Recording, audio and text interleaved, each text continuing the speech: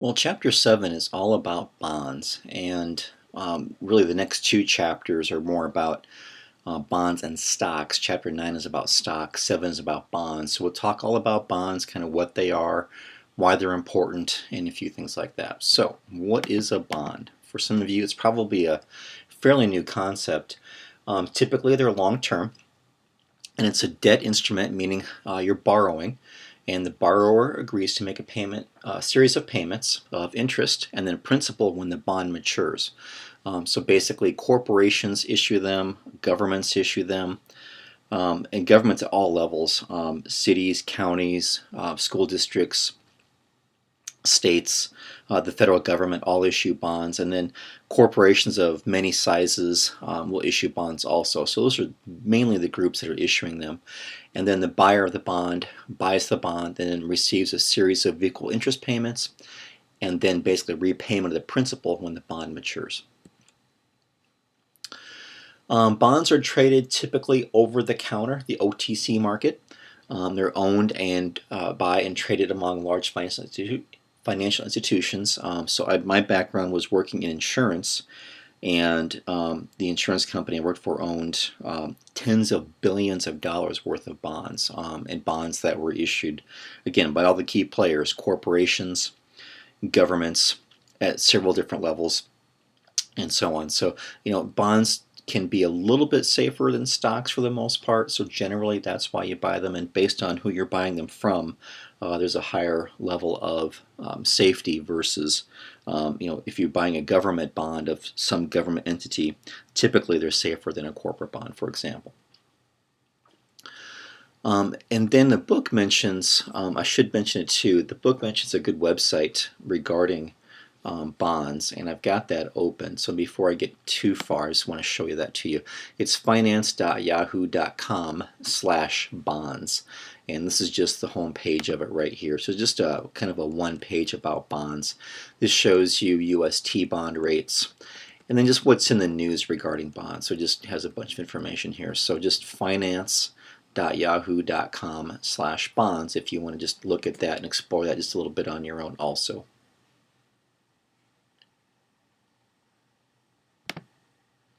Okay, so some key features about bonds you can see right here. And there's a lot of terminology around bonds. I want everybody to kind of think that through too. So it says here, par value of a bond is the face amount of the bond, which must be paid back at maturity. Now, in a lot of the examples we're going to use, we're just going to use that as $1,000, but just know that could be hundreds of thousands of dollars, or it could even be in the millions of dollars. It's not unusual to issue, a bond issue worth $100 million or more from a corporation or a government entity. So, but we're just going to look at it from the principle of $1,000. Just keep it simple. The coupon interest rate is the stated rate of interest on the bond. They use the word coupon because it used to be, once upon a time, that you literally tore a coupon off. If you owned the bond, if you'd bought the bond from an issuer, you would tear the coupon off and mail that into whoever issued the bond, and then that would basically be, they would send you your interest payment then. So that's how it used to be, kind of pre-internet and pre-computerization. So now with things being done more electronically, there's no need to do that. But the coupon rate is a stated rate of interest on the bond contract. So just think of it like that. So when a company says we're going to sell bonds, they put an interest rate on the bond issue and the contract that is behind the bond. That's the coupon rate. The maturity date is the number of years when the bond will mature. How many years before the bond matures and the principal must be repaid.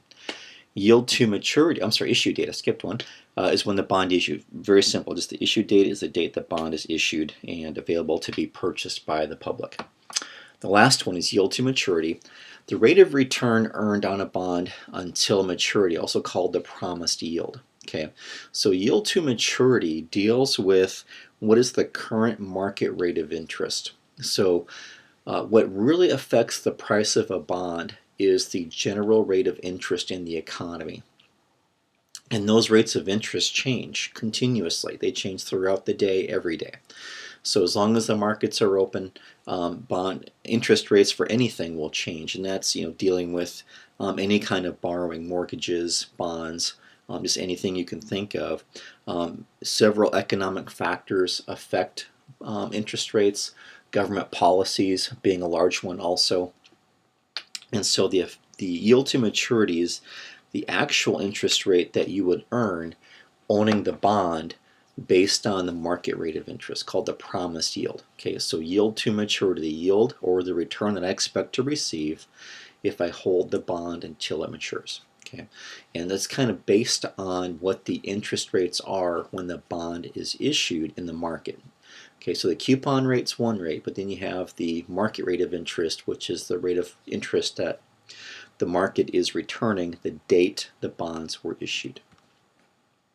Okay, let's talk a little bit about what a call provision is.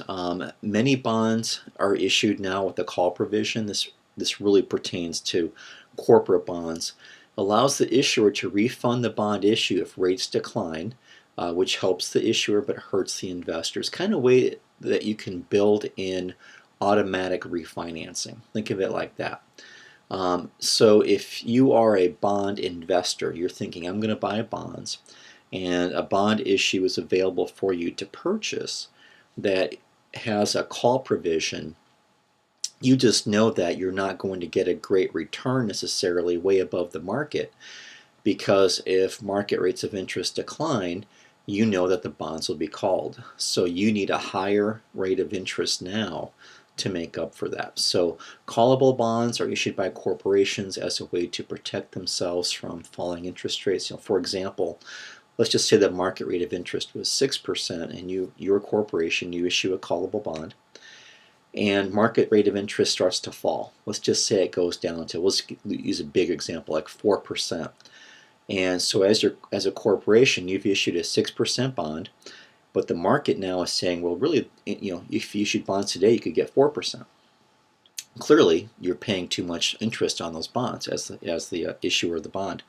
So if you did a callable bond, you could just call those back and then reissue new bonds and basically do a refinancing. So now, what you can always do as a corporation is you can just begin to buy your bonds back from whoever owns them without a call provision. So call provisions are useful, just knowing that you will for sure get your bonds back, but they're not necessarily super important for corporations, because they know there's a give and take. If you issue a callable bond, then you have to put in a call premium in order to get that bond called back and get investors to want to purchase your bond. Okay. And so down there at the very last box down here, oops, and it all disappeared. Let me get that back. There we go. In many cases, callable bonds include a deferred call provision and a declining call premium. So basically saying they can't be called for a certain amount of time, potentially, or that call premium will decline over time. Okay, so it's just a way for corporations to protect themselves from falling interest rates and not have to pay too much interest compared to the market rate of interest. Some bond issuers use a sinking fund. There's a couple of ways that sinking funds can be used. It's a provision to pay off a loan over its life rather than all at maturity. So for example, if you were a corporation that issued a $100 million bond issue for, let's just say, a 30-year bond, that just means in 30 years you have to have $100 million ready to go to pay off your bonds. You got to have that lump sum available when the bonds mature to pay it all off. Well, that's a lot of money, clearly, right? And so what some bond issuers do is they put in a sinking fund provision in the bond issue. And what they'll do is they will call a certain percent of the bonds back every year. So we could take, let's use a 10-year bond. So we're a corporation, and we are going to sell 10-year bonds, and we could put in a sinking fund that says every year we're going to call back 10% of the bonds, and they do that randomly. They'll just basically put all the bond codes in a computer and do a randomization and just pick 10% per year, and we're going to pay off 10% of the bonds per year. And as the bond investor, You buy those bonds knowing that could happen, basically saying your bond could get called any, once there's a 10% chance every year your bond's going to get called back. Now it's good and bad. We know that as the investor, that might shorten my maturity, but it also means that the safety, there's less risk in the bond. Basically, just knowing the corporation is required to buy 10% back per year, that means they have to plan to have that cash sitting there ready to go every year. So there's less risk in that kind of a bond. So there's good and bad to it. But just know what a sinking fund is. That term will come up. So here it just kind of explains what I told you. Call X% of the issue at par for sinking fund purposes. It's likely to be used if the required rate of return, that's what the RD, is below the coupon rate and the bond sells at a premium. Or you can buy bonds on the open market. Likely to be used if the rate of return is above the coupon rate and the bond sells at a discount. So just know that no matter what the provisions are in a bond issue, that there's nothing stopping a corporation from buying its bonds back on the market. And you might have to pay a little bit more to get them, but you can begin to buy your bonds back if you want to try to retire them early. Okay, so I mentioned that when you have a bond, let's look at the bond from the perspective of a bond investor. Okay, let's just say we own a bond. And we buy the bond, and it has, let's just say, 10 years to maturity. And what that means is that every year we will receive interest. So we buy the bond, and we expect to receive on an annual basis or semi-annual basis. Bonds will pay interest either annually or semi-annually. And the vast majority actually do it semi-annually, which is twice per year. So we buy a bond, and we expect to receive interest payments once or twice per year. And then when the bond matures, we basically get paid back. It's like we lent money to the corporation that issued the bond. So it's two series of cash flows. It's one regular interval of interest payments or interest receipts, and it's one lump sum at the end. Okay, so you have to kind of imagine that or kind of visualize that there's two separate streams of cash when you owe a bond. Okay, and so the R% is basically what the interest percent is, and the series of cash flows until we get to the maturity when we receive the final lump sum. There's lots of terminology in this chapter. I'll just warn you. When you get to the end of the chapter, there's always what they call a ST-1, self-test 1, and it's just full of key terms. And those key terms are always within the chapter itself. There's also an appendix towards the end of the chapter where they actually have the answers for them there also. But of course you can just skim through the chapter and read all the terminology there too. But either way, it's always good to review the terminology for any chapter, but I will just tell you that this chapter is a little bit heavier on terminology than others, just because there's so many different types of bonds. There's so many features about bonds that we just need to learn. Also, when you look at the ST, the self-test questions, there's actually more than one for this chapter. Some chapters just have one. This one has a few. Do them all on your own, and again, the answers are in the appendix to the book. So it'd be worth your time just to do them because they kind of make you think through the general concepts of why things are. So if interest rates move a certain direction, how will that affect my yield and things like that. So I highly recommend you do those. Self-test questions 1, 2, and 3. Okay, so coming back to the PowerPoint, the convertible bond is a bond that may be exchanged for common stock of a firm at the holder's option. So this is used when corporations are trying to kind of sweeten the pot a little bit and say, we need to make sure we find people willing to buy our bonds. And so quite often these are issued by corporations that don't have a lot of track record. The bonds may be perceived as risky, but investors might be willing to buy this bond if they believe the stock price will eventually go up. And so, if we believe it's maybe a smaller corporation that hasn't really taken off yet, but if you believe that they have a good future, you might be interested in buying a convertible bond because you want to get that stock low, which you can do when you buy a convertible bond, And so basically, when you buy a convertible bond, you're allowed to buy a stock at a locked-in price. So let's just say that allowed you to convert at $10 per share or something like that, and the stock is now worth 20 or 30 or something like that. Most likely you would do it, right? It's because you're going to be able to buy a stock severely on sale, and that you could immediately turn it around and sell it and make a nice profit. So it's just a way for corporations to find more investors willing to buy their bonds.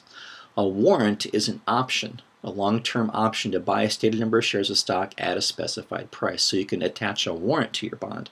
And again, those warrants would come into play, allowing the bond holder to buy some shares of stock at a specific price. Again, you're trying to buy low, sell high with your stock. It basically allows you to buy stock on sale if the market is behaving correctly for you. A puttable bond allows the holder to sell the bond back to the company prior to maturity. So it's basically letting the bond owner, whoever bought the bond from the corporation, allows him to sell it back prior to maturity. An income bond only pays interest when interest is earned, pays interest only when interest is earned by the firm. Let me say that right. So basically the firm has to be profitable enough to be able to pay the interest. And an indexed bond is interest is paid based on the rate of inflation. So there's all kinds of options when it comes to bonds. It's really up to the company to design what those options are. Sometimes what you'll find is companies that don't have a huge track record in terms of major profitability, or they just haven't been around very long, and they need to issue some bonds to raise some capital. What they'll do is they'll attach some of these things here to make the bonds more attractive to investors. Your really big companies don't necessarily need to do these types of things. The government will issue index bonds. The Fed will do index bonds based on interest also. Okay, so there's a few formulas that deal with bonds, and throughout the chapter you'll see a few of those. So with this one, what you can see here, it says the rate of discount, the R sub I, is the opportunity cost of capital, and is the rate that could be earned on alternative risks of equal risk, alternative investments of equal risk. Let me say that right. So whenever we are investing and we purchase bonds, we could of course maybe bought something else. And so we're trying to figure out what the risk is. How much extra return do I need to make up for risk? Okay, so that's really what we're trying to figure out here, is how do I properly assign risk to what I'm purchasing. Okay, so then we have to figure out how to value a bond. And as I mentioned, a bond is really two separate cash flows. It's a series of equal interest payments, and it's the lump sum. And the examples they give throughout the book are based on $1,000. And so you can see here that this timeline, and remember we looked at timelines when we did the present value chapter. And timelines basically just saying, what's the value of this bond? It says here 10-year, 10% annual coupon. R sub D is basically the market rate of interest, is also 10. So the coupon rate, the stated rate of interest, and the market rate of interest are both 10%. So pretty easy. $1,000 bond, coupon rate is 10%. That means the interest payments are $100. Okay, it's a 10-year bond. So the valuation of the bond is every year for 10 years I will receive $100, plus in the 10th year I'll receive a lump sum of $1,000. And so you have to bring that all down to present value based on how we did things in the present value chapter. And when the coupon rate and the market rate are the same, the bond is worth its par value. So that's a $1,000 bond. That bond is worth $1,000 today. And then it shows us here how to calculate the value of a bond using the financial calculator and Excel. So I'll do a separate recording to show you some Excel stuff with bonds, but a lot of this just goes right back to the same principles we used in the present value, future value chapter. But if you're using a financial calculator, it's 10 years. 10 is the number of periods. Interest rate per year is 10. The payment is 100. The future value is 1,000, and what that spits out as the answer is 1,000 because the market rate of interest and the stated rate of interest, the coupon rate, are the same.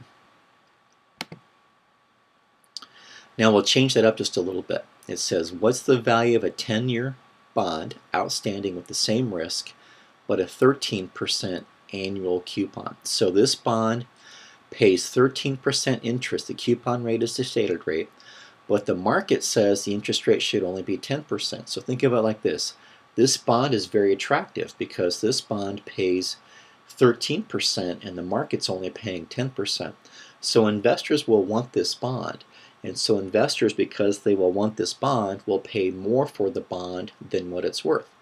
So these investors will now go ahead and say, yes, I want this bond, and they'll pay more for it. So what changed between the previous example is the payment. So the previous example, that payment was 100 because it was a 10% coupon times $1,000. So that's 100. 10% times 1,000 is 100. The second example, what changed? The one thing that changed was the coupon.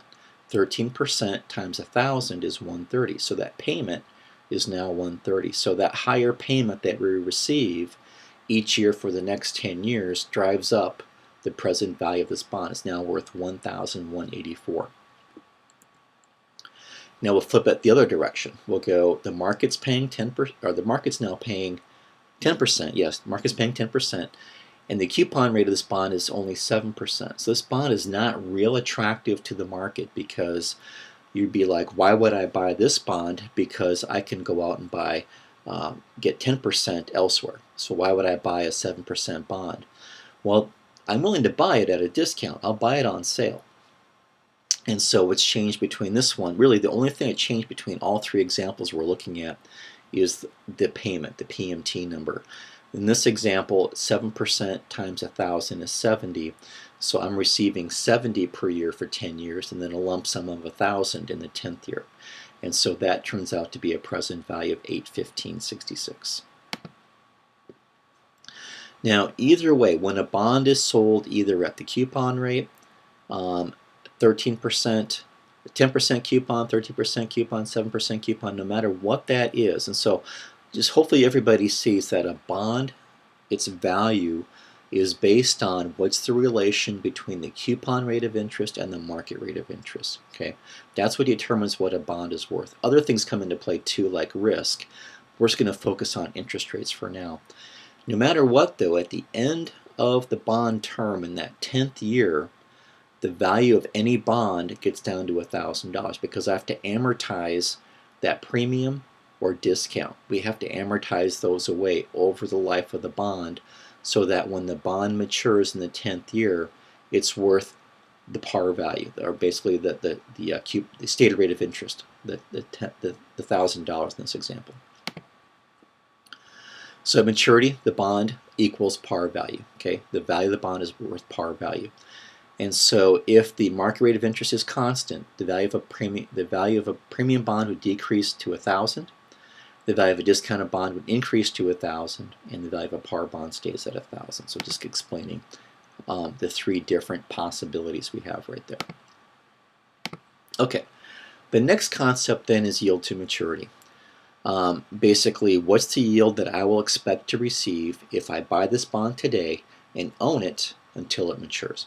So a 10-year, 9% annual coupon, $1,000 par bond selling for $887. What is the yield to maturity? Now, of course, we've got the formula here for it. This is actually the true algebraic formula you'd plug in to do this, just so you can see that behind the scenes.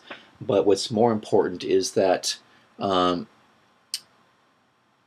you know how to do this either in Excel or a financial calculator. And the examples I'll show you are all in Excel. So here is how you would do this in a financial calculator, and then down here we're using the rate formula in Excel, and as I mentioned, I'm going to show you a separate recording that'll kind of walk you through how to do these in Excel. So solving for the interest rate per year. So when I'm solving for yield to maturity, I'm solving for a rate of return, an interest rate. So solving for the interest rate per year, the yield to maturity of this bond is 10.91. The bond sells at a discount because yield to maturity is greater than the coupon rate. Okay, so in this example, the coupon rate was 9%. Okay, so let's go back and just show you the setup here. 9% right there is set it. And then down here, the reason I knew it was 9% was that 90. 9% of 1,000 is a payment, interest payment of $90. 10-year bond, present value today is $887. We knew that based on what they told us. Right here, $887. Okay, so 10-year, $887 present value, $90 payment. The future value is 1,000. Using the financial calculator or Excel, either way, I'd get 10.91 as my yield to maturity if I held on to that bond. So let's look at it from the flip side. What if they said, okay, now the bond is worth today $1,134.20, and still a 10-year bond at 9% coupon, 90% or $90 worth of payment, and the future value is still 1,000. Now the yield to maturity comes down quite a bit because we paid a lot to get that bond, so yield to maturity comes down. Okay, so definitions, and as I mentioned, there's lots of definitions in this chapter. The current yield is the annual coupon payment divided by the current price. Capital gain yield is the change in price divided by beginning price. So whenever you buy a bond, right, you're getting a yield, which is the coupon payments, and you're also then getting a little bit of a capital gain yield, which is how did the price of the bond change between when you bought it and what it might be worth today. So the total return, your yield to maturity, okay, yield to maturity is both comprised of expected current yield and expected capital gains yield. So current yield is CY, capital gain yield is the CGY. So my return's based on both of those things happening. So here's an example. It says find the current yield and the capital gain yield for a 10-year 9% annual coupon bond that sells for $887 and has a face value of $1,000. Current yield is 90, and it says we're taking that yield, dividing it by the price of the bond, the $887, and we get 10.15. So the current yield is 10.15. But then a portion of that has to be the capital gain yield. And the easy way to find the capital gain yield is just to do the little bit of simple math is we calculated yield to maturity with either Excel or our calculator before, and we got 10.91. So going back a few screens, we did yield to maturity on that bond. We got 10.91. Well, we figured out the current yield is 10.15. So the difference has to be 0.76. So the capital gain yield is 0.76. Okay, so that's really just kind of back into it is the easiest way to find it. You'll do a few of those when you do this in Applio. Okay, so that was bond pricing based on how interest rates affect them. What's the coupon rate versus the market rate of return? So now we get a little bit though into risk. Risk is also a really big factor when it comes to understanding bonds and how they affect bond pricing. So price risk, what is price risk? Does a 1-year or 10-year bond have more price risk? So what's riskier, owning a 1-year bond or a 10-year bond? And you'll see right here the answer is 10-year. 10-year bond is more sensitive to risk interest rate changes, therefore it has more price risk because it's got 10 years to potentially be impacted by interest rates, whereas a 1-year bond just has 1 year. And right here we can see the two columns here. The 1 year, if interest rates were to swing, you could see just in that 1 year the change is either positive or negative, 4.8 or 4.4. But over 10 years we've got more time value of money that's getting impacted to ultimately change what the prices are. And you can see that the swings are very different. So there's less risk in owning a short-term bond than there is in owning a long-term bond. So that just kind of shows us right there. The 1-year bond, the risk was almost horizontal. The change was very small. The 10-year bond, you can see the change is way different. It's very severe. We can see it. Okay, so the chapter talks a lot about reinvestment risk. Basically, as I earn interest on an investment, and I purchased an investment that gives me a good rate of return, and as I achieve that rate of return and I've got money now, what do I do with my earnings? Do I reinvest that? And if I reinvest that, what kind of risk is there? And so it says the concern that the required rate of interest, the R sub D, will fall, and future cash flows will have to be reinvested at lower rates, therefore reducing income. So the example is, suppose you won $500,000 playing the lottery. You intend to invest the money and live off the interest. Sounds like a plan.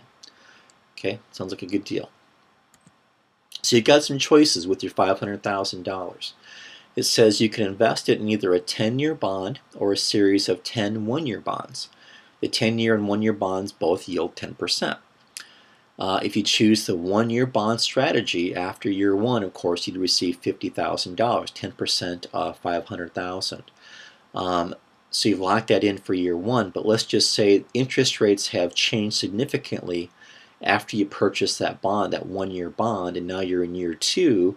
Interest rates now fall to 3%, and now you're only getting 3% of $500,000, which is $15,000. If you chose the 10-year bond strategy and were able to lock in 10%, now you've locked in $50,000 a year for 10 years, assuming the bond's not callable. So if it was callable, different story, but you've locked that in. Okay.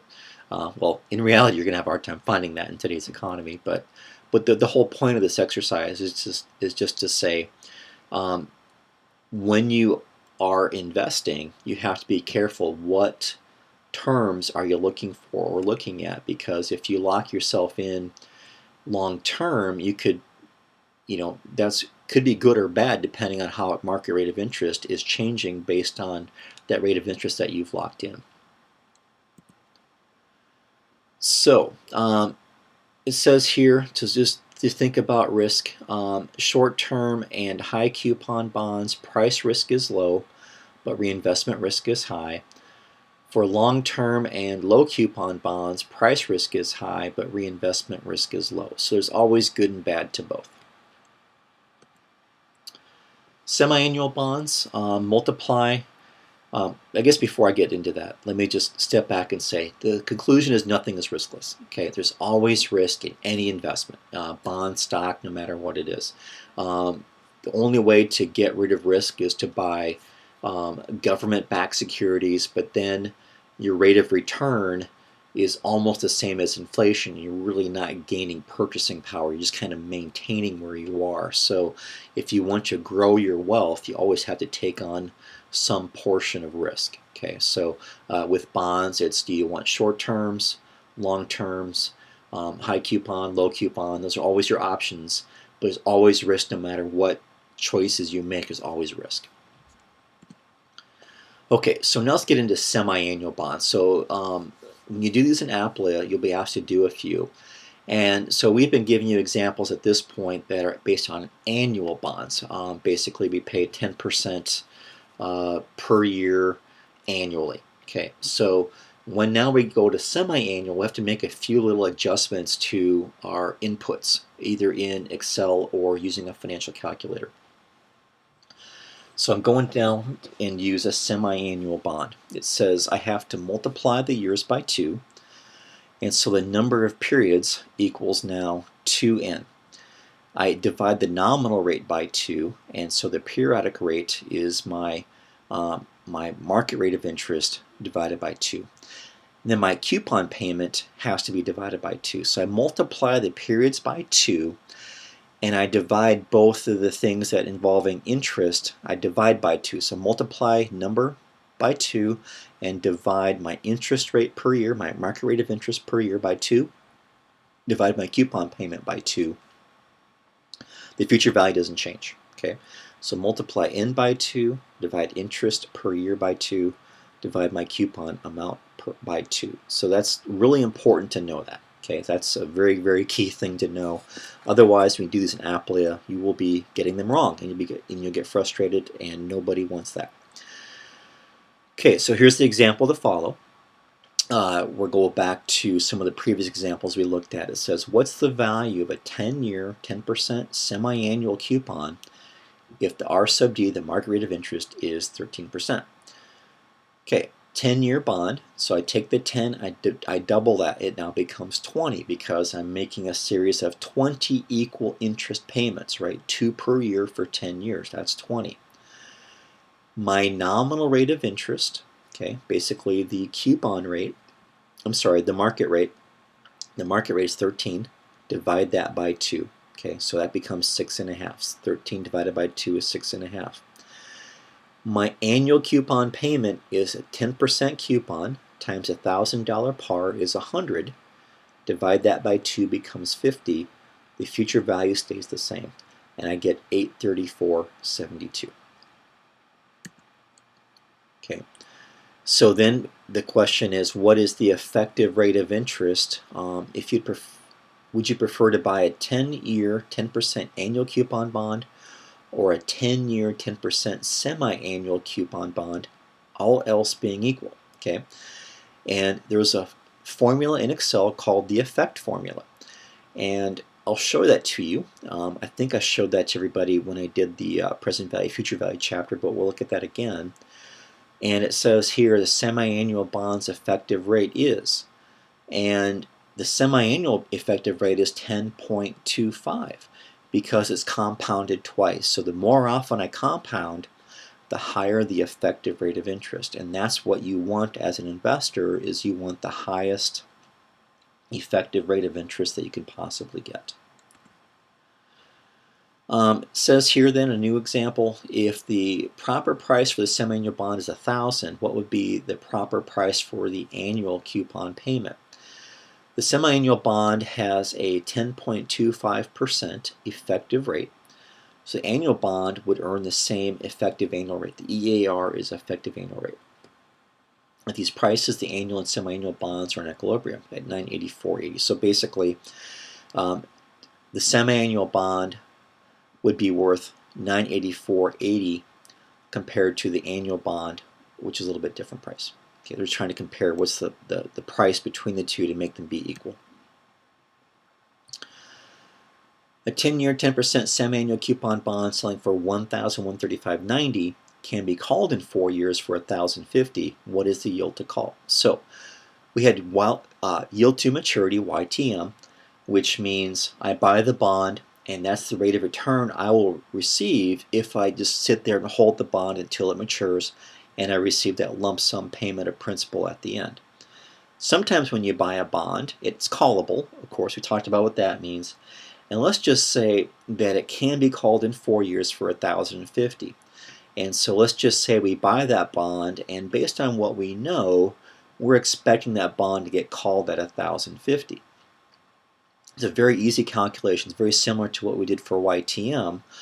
Really, the only thing that changed is the future value, because instead of receiving a $1,000 lump sum when the bond matures, we're now receiving a $1,050 yield to call when the bond is called. So most bonds that are callable have a call premium involved, and this is $50. So basically, the bond issuer is saying, we're going to put in a call premium of $50. So if we exercise the call, if you own a $1,000 bond, we'll give you $1,050, right? So that's kind of to sweeten the pot again, right? So as a bond investor, I go, well, I'm not thrilled about buying a callable bond because, you know, I want to own it for a long time. It's a good bond, but if you're willing to pay me the extra $50, then sure, I'll buy the bond from you. So that is essentially what we're getting. And so it says here then number of periods is 8 because it's 2 times 4. Present value is what we paid today. The payment is that 10% semi-annual coupon. 10% times 1,000 is 100. Divided by 2 is 50. And the future value is 1,050. And I get my output of 3.568. And that would then be my yield to call. which you actually have to double. I should also mention that you have to actually double that for that to work. So because which mentions it right here, the 3568 is based on the semi-annual yield. We just have to double that, and so the annual yield is 7.137. Okay, so that's the actual return. Okay, and then we can do the effective yield by using the effect formula and putting in the 7.137, and then semi-annually compounding it, and the effective yield is 7.26. So so the effective takes into account the fact that this bond is compounded twice per year. If you bought these bonds, would you be more willing to earn the yield to call or the YTM, yield to maturity? The coupon rate is 10%. The yield to call is 7.137. The firm could raise money by selling new bonds, which pay 7.137, so they would replace these bonds. They could replace these bonds paying $100 per year with bonds that pay only $71.37 per year. So the bonds would get called. Investors should expect a call and not to earn the YTC of 7137 rather than yield to maturity of 8. Okay, because the bond issuer would go, we'll save money if we call these bonds. We're going to replace that 10% coupon with a 7.137 coupon, and so we're going to call the bonds. That's what you'd expect. So in general, if a bond sells at a premium, then the coupon is greater than the market rate of return, the R sub D, so a call is more likely. Expect a return when there is a yield to call on premium bonds and when there's a yield to maturity on par and discount bonds. Okay, so some more risk around bonds is default risk. Basically, the odds of, let's just say we're bond investors, we buy a bond, and whoever we bought the bond from says we can't pay you back. We're going to default. We can't afford to pay you anything. So you receive less than the promised return. Therefore, the expected return on corporate municipal bonds is less than the promised return. It's influenced by the issuer's financial strength and the terms of the bond contract. Okay, so if the issuer defaults,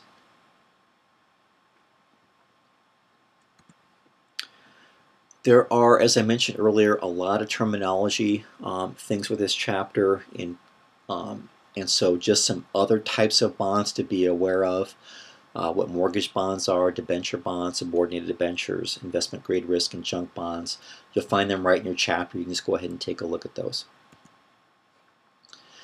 Bonds are rated. So when you buy a bond, if we're a bond investor and we're looking to buy some bonds and we're looking at taking on certain amounts of risk, bonds are rated. And there's two ratings agencies out there that do this, Moody's and S&P. S&P stands for Standard & Poor's.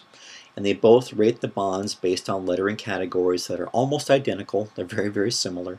One uses more capitals than the other one. That's the main difference between the two. And so investment grade bonds, there's less risk. With junk bonds, there's a lot of risk. And of course, there's a risk and return trade-off. So if I'm buying junk bonds, I get a higher rate of return than I do buying investment grade bonds. However, the odds of default go way up for junk bonds versus investment grade bonds. So some factors that affect default risk and bond ratings you can see here: financial performance, definitely what the debt ratio is of the issuer, their tie ratio, which is times interest earned, their current ratio. So those play a very significant factor in determining bond ratings, as do other things. And so when Moody's and S&P do these valuations, they do a lot of interviews with management of these companies. They're asking a lot of questions. They're trying to figure out what the bond contract terms are. Are the bonds secured by anything?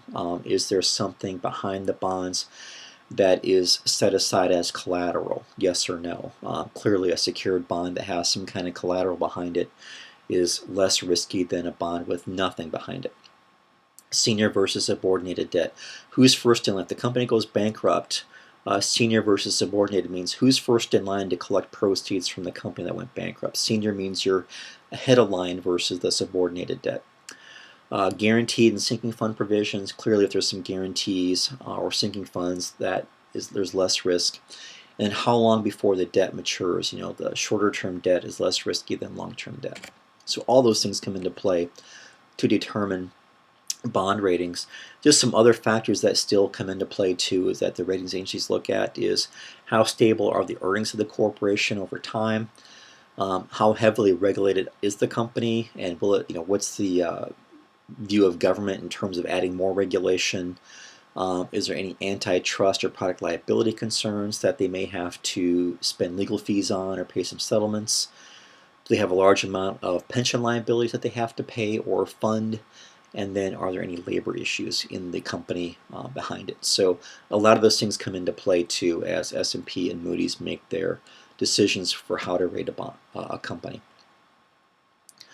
So also be aware of bankruptcy. A company can go bankrupt and choose two different forms, Chapter 11 or Chapter 7. Chapter 11 is a reorganization. The company will survive and come out of a Chapter 11. Chapter 7 basically just means you're done. You're just going to go completely into liquidation and nothing is left over once the assets are liquidated. For a really large company, reorganizations are more frequent.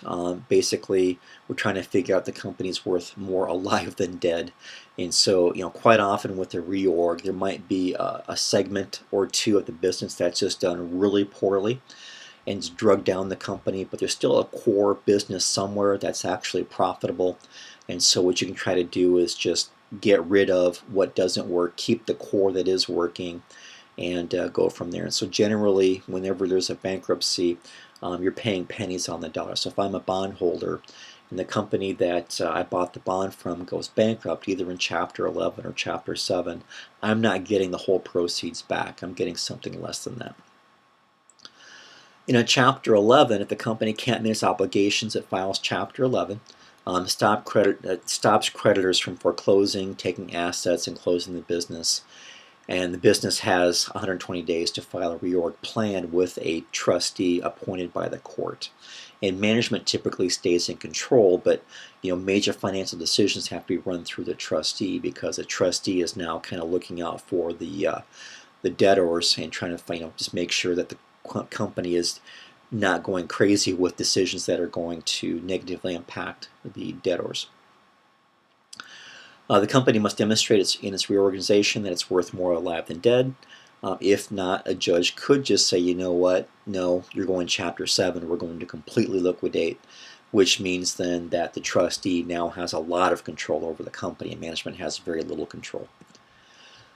So if there is a bankruptcy, basically who's in line to receive money? It is secured creditors from sales of secured assets are number one because an asset was set aside specifically to pay off those creditors. The trustee gets their money back, wages of employees, taxes, unfunded pensions, unsecured creditors, and preferred and common shareholders are dead last. And in reorganization, in liquidation, unsecured creditors generally receive nothing, makes them more willing to participate in reorganization even though the claims are greatly scaled back because they will get something. So quite often they're okay with a Chapter 11 because they'll get something as opposed to a full liquidation where they probably get nothing. Various groups of creditors will vote on a reorg plan. If both the majority of the creditors and the judge approve, the company will emerge from bankruptcy with lower debts, reduced interest, and a chance for success. Okay, so bonds are all about borrowing money. That's at the end of the day, that's what it's about. So I'll do a separate recording just based on some Excel stuff and how to do some of the calculations. Thanks.